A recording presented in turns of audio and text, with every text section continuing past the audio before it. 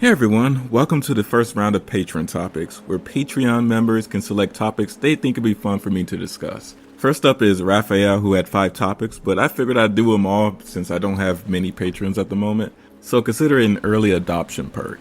First topic: what's an influential video game, movie, song, or etc. that had a major impact on you creatively? Was it the whole or a specific moment within it that inspired you?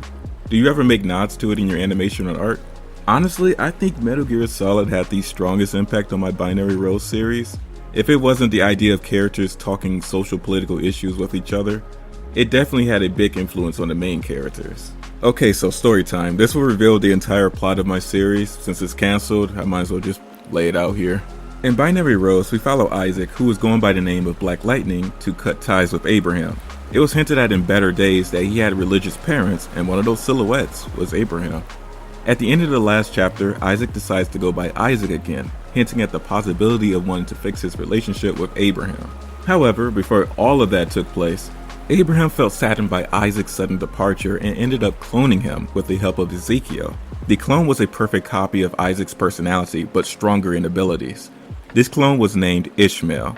Events happened and Ishmael ended up in the multiverse chamber, but the effect of crossing universes without protection is amnesia. The remake was going to drop this, but I guess it's a good way of showing that Ishmael would have ended up taken up after Isaac eventually, even after having his memories wiped. He even picked the name Black Lightning, like Isaac did. Ishmael being a clone was hinted at in the Multiverse Chamber Chapter 3. There was a flashback, and Abraham was confused as to why Ishmael wore feminine clothing, because Isaac didn't wear that. This confirms that Isaac left when he had more masculine clothing on. This further suggests that Ishmael is a perfect copy of Isaac's personality.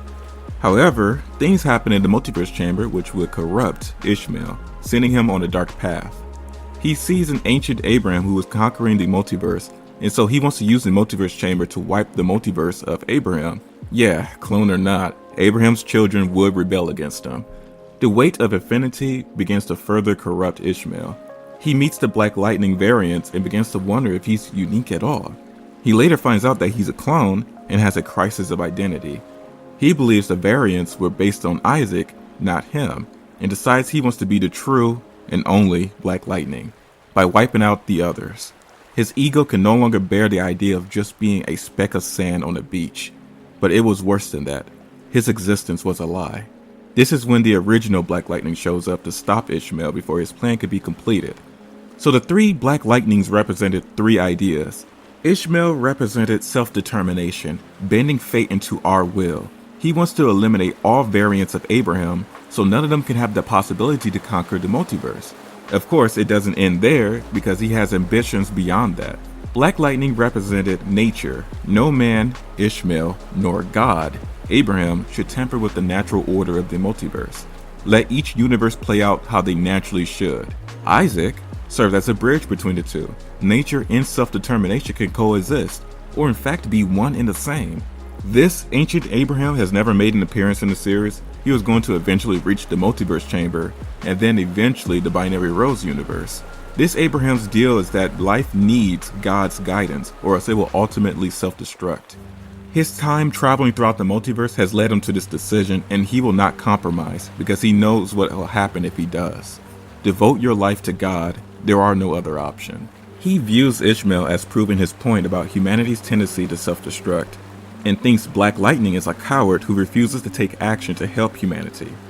The first big fight sees Black Lightning and Ishmael at first teaming up to defeat this ancient Abraham once and for all. It makes sense. Abraham is everything Black Lightning and Ishmael are against, but then they turn on each other. Black Lightning believes the multiverse chamber should be destroyed to prevent further tampering with the multiverse, while Ishmael believes it should be used for his personal gain. The second big fight was going to be fun. They were going to hop to multiple universes during their fight, and I would change the art style to match whatever show I was referencing, from DC animation to Dragon Ball to Avatar to Naruto, that sort of thing. And how they use their powers will change based on the universes they're in. Spot hinted at this in the Multiverse Chamber Chapter 1, when he said each universe has its own rules and laws you must abide by if you enter them. Black Lightning defeats Ishmael because nature is tough to beat. Ishmael is seemingly killed by Black Lightning, but he returns with a disfigured appearance, symbolizing his further corruption. The result of this fight sends the other variants, James, Layla, Ben, and Megan, into the Binary Rose universe, and now the events of Binary Rose begin. After Binary Rose, Black Lightning and Ishmael would wage war in Isaac's universe. They both are very powerful now, and after beating Abraham, they are like gods themselves. So their endless fighting is hurting Earth too, Isaac's home planet. People all over the planet just picked the side they thought would win, not because they necessarily agree with them, but just to end this war. Isaac would spend his time reasoning with both Black Lightning and Ishmael, but to no avail. Years pass, and Black Lightning and Ishmael are weary and tired. Black Lightning replaced more of his body with synthetic materials due to the damage he accrued while fighting, and Ishmael has become more disfigured in his attempts to defeat Black Lightning, and so the third big fight begins. This time, Ishmael wins. The technology his side develops and his determination is too much for Black Lightning and his side to handle. The world is now dystopian at this point, and the only one able to stop him is Isaac and the allies he formed throughout the series. Isaac would confront Ishmael to not only avenge Black Lightning, but to put an end to Ishmael's reign. The final fight is Isaac versus Ishmael. Isaac has now become worldly, keeping the concerns of others in mind as he confronts Ishmael. Isaac and his allies would defeat Ishmael, but a rebuilt Abraham shows up. During the war, fringe people longing for Abraham's return rebuilt him during those years. They believe this fighting is proving Abraham's point. We need guidance or else we will destroy ourselves. We won't last another decade of this war. Abraham is back as strong as ever. This new Abraham seems wiser than before. No ego, something beyond a god, but he didn't come here to fight. Isaac and this new Abraham meet, symbolizing that humanity and God have grown, and now there seems to be an understanding. The story has more of an open-ending interpretation of their encounter. So yeah, you can see how Metal Gear Solid had an influence on my story, but I tried to make my own creative twist on the idea of a clone and variants of Black Lightnings acting under various philosophies. The problem with the story was that my writing standards were improving during the production, and where I wanted the story to go and how it started grew further apart. Binary Rose began as some loose-flowing meta commentary, but then I realized it had to connect with the multiverse chamber in the original Black Lightning story. It just fell apart from there. I tried to fix it by remaking the first 3 chapters of Binary Rose, but I can only do so much. Eventually I had to realize that the story was built on a bad foundation. The other problem was me turning the story into an expansive universe with Wingless Butterfly. It's not a bad idea, but I should have focused on one plot line at a time, not have 40 going on at once. Many lessons were learned, and now I'm working on a new story, keeping my ambitions in check. Second topic, what's a hill you would die on? I'm talking bruised up, bloody, with an ear-to-ear smile and satisfaction of being right. This one took a minute because I tried to be humble and being okay with being proven wrong.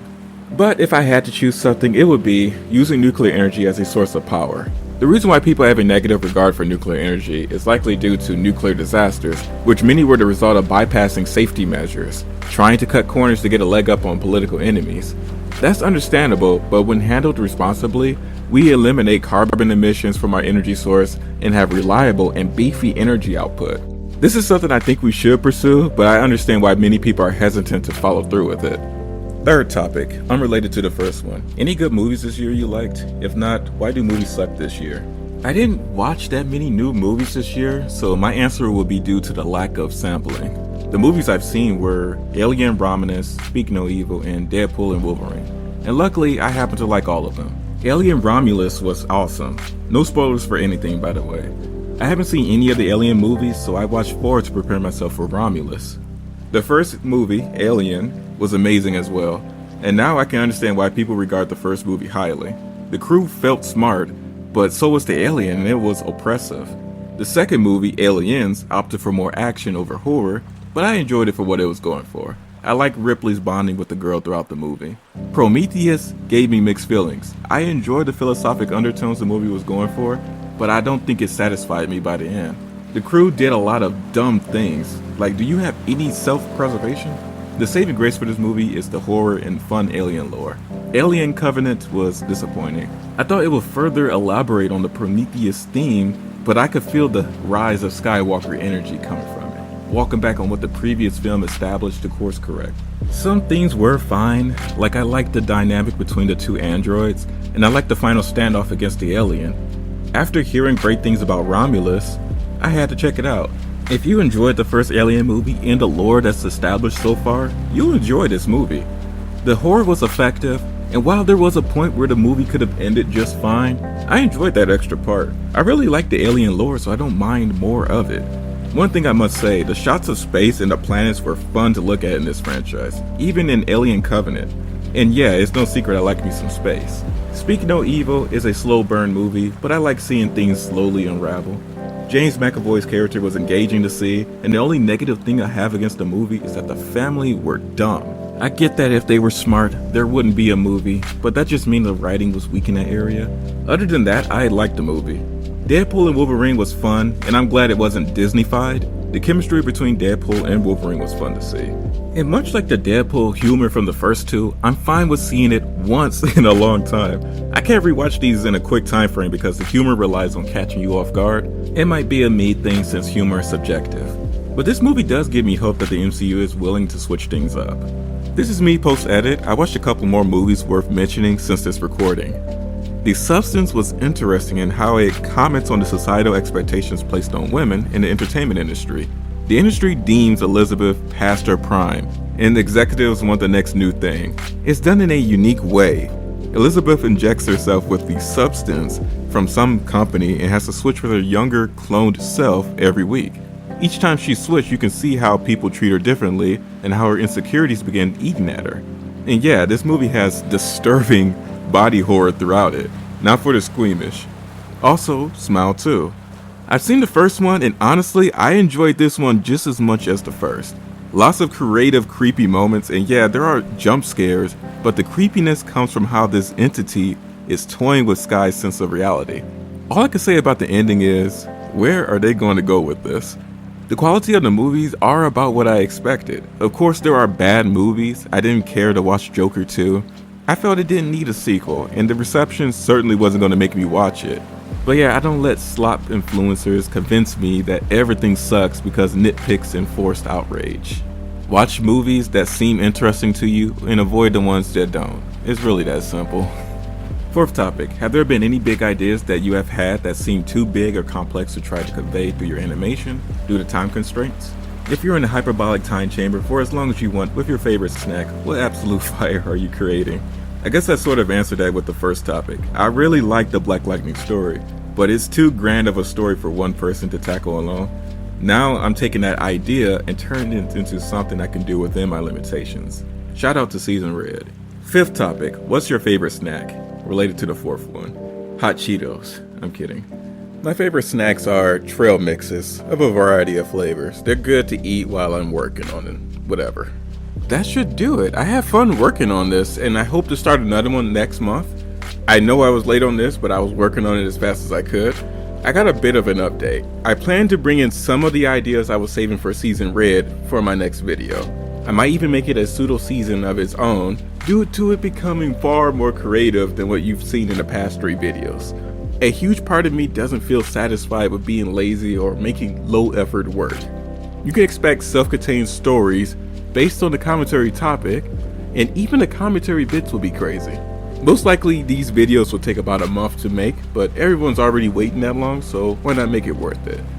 I mentioned a soft reboot for the channel a while ago. Now you get a taste of that in the next video. Anyways, I gotta go. Be nice to one another and take care.